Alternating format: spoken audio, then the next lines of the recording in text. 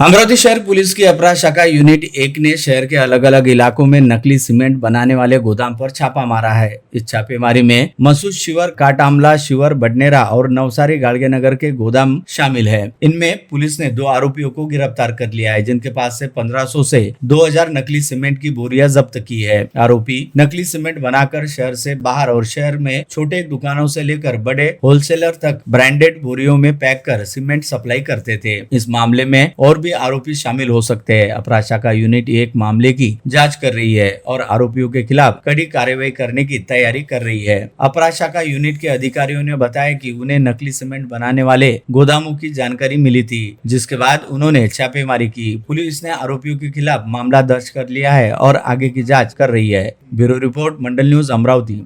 आयुक्तालय हद्दी में पुलिस अमरावती शहर के आयुक्तालय हद्दी में कुछ गलत और कच्चा खराब सीमेंट मिल रहा है। उस हिसाब से हमने कार्रवाई करने का जानकारी निकाले। उस मुताबिक हमको आज माहिती मिली कि मासूद शहर गांव के बाजू में एक गोडाउन में इस तरह की कार्रवाई चल रही है कि वहाँ पे जो खराब सीमेंट है, स्क्रैप किया हुआ सीमेंट है गोडाउन में का, वो लाते हैं और वहाँ पे फिर उसको क्रश करके बारीक करके छलनी करके फिर से वो उसको नए बैग में भर के फिर वो उसको मार्केट में बेचा जाता है। उस हिसाब से हमने आज मासूद गांव में गोडाउन पे रेड किया।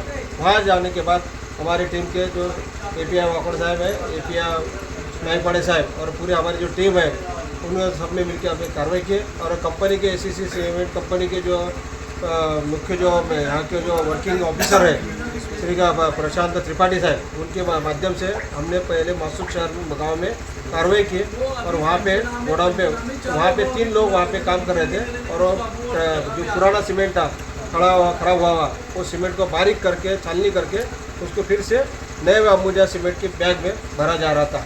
तो उनको रंगयात पड़कर सरकारी पंचों के समक्ष कार्रवाई की गई और वो जो आगे के लिए उनको जब पूछा, वो जो आरोपी था मुख्य शेख गौली करके फैजलपुर आदि में रहने वाला, उसने और बताया कि हमारे जैसे ये 2 काम और जगह पे किए जाते हैं। तो वो बेचने जिसके माध्यम से बेचे जाते हैं वो शेख अफजल है, वो भी रहने वाला फैजलपुरा का है। और फिर उसने जो गोडाउन बताया कि बडनेरा में है और नवसारी में है। अभी यहाँ पे बडनेरा में आए हैं, ये यूसुफ करके जो है गौलीपुरा में रहने वाला बडनेरा का, उसका ये गोडाउन है, वो भी इसी प्रकार का काम कर रहा था।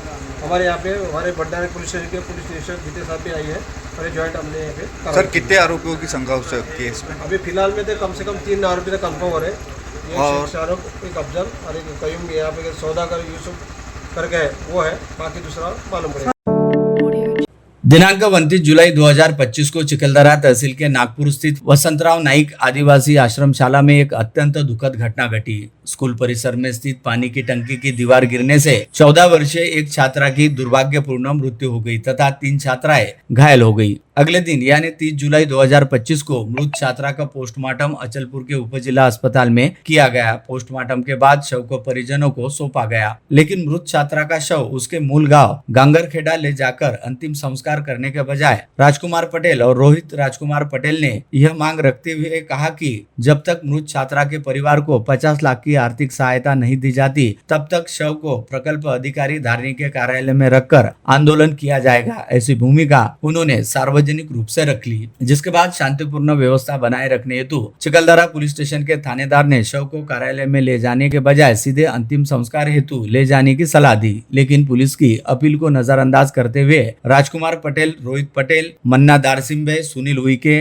रघुवीर सतवते, गणेश बटेकर, देवीदास कोगे सहित 300 से 40 समर्थकों ने घटांग टी पॉइंट पर बिना अनुमति के रास्ता रोककर सार्वजनिक यातायात बाधित किया और मृत बच्ची के शव को सड़क पर रखकर आंदोलन किया। पुलिस ने बार बार उन्हें समझाने का प्रयास किया, परंतु आंदोलनकारियों ने पुलिस से बहस की। कुछ समय बाद राजकुमार पटेल ने अन्य सहयोगियों के साथ शव को हाथ में लेकर धारनी रोड की ओर दौड़ लगाई। पुलिस द्वारा रोके जाने पर उन्होंने शव को कार में रखकर धारनी की ओर ले जाने का प्रयास किया। इस दौरान जब पुलिस ने उन्हें आरसीपी दल की सहायता से रोकने की कोशिश की तो राजकुमार पटेल ने जानबूझकर कार को पीछे लेकर पुलिस कर्मियों पर गाड़ी चलाने की कोशिश की। पुलिस कर्मियों ने जान बचाने के लिए उछलकर खुद को बचा लिया। बाद में रोरा फाटे के पास पुलिस ने वाहन को दोबारा रोका और शांतिपूर्ण अंतिम संस्कार की अपील की, परंतु वहां भी आंदोलनकारी पुलिस से उलझते रहे। शांति भंग न हो इसलिए पुलिस ने राजकुमार राजकुमार पटेल व रोहित पटेल को हिरासत में लेकर चिकलदरा पुलिस स्टेशन में लाया तथा शव परिजनों को सौंपकर अंतिम संस्कार गांगरखेड़ा में संपन्न करवाया। इस समूचे प्रकरण में राजकुमार पटेल, रोहित पटेल व अन्य सहयोगियों पर सार्वजनिक रास्ता अवरुद्ध करने, शव का अपमान करने और ड्यूटी पर तैनात पुलिस कर्मियों पर जानलेवा हमला करने जैसे गंभीर आरोप सिद्ध हुए। इसलिए चिकलदरा पुलिस स्टेशन में विविध धाराओं के तहत महाराष्ट्र पुलिस अधिनियम की धारा 135 तथा मोटर वाहन अधिनियम की धारा 184, 201 के तहत अपराध दर्ज किया गया। इस मामले में रोहित राजकुमार पटेल को गिरफ्तार किया गया और आगे की जांच चिकलदरा पुलिस कर रही है, जिसके बाद रोहित पटेल को अमरावती जेल में 14 दिन की न्यायिक हिरासत में भेजा गया है। चिकलदरा पुलिस ने आज उन्हें अचलपुर न्यायालय में पेश किया था, जहां अदालत ने उन्हें 14 दिनों की न्यायिक हिरासत में भेजने के आदेश सुनाए हैं। नागापुर में एक छात्रा की मृत्यु के बाद रास्ता जाम करने और पुलिस को भगाने का प्रयास करने जैसी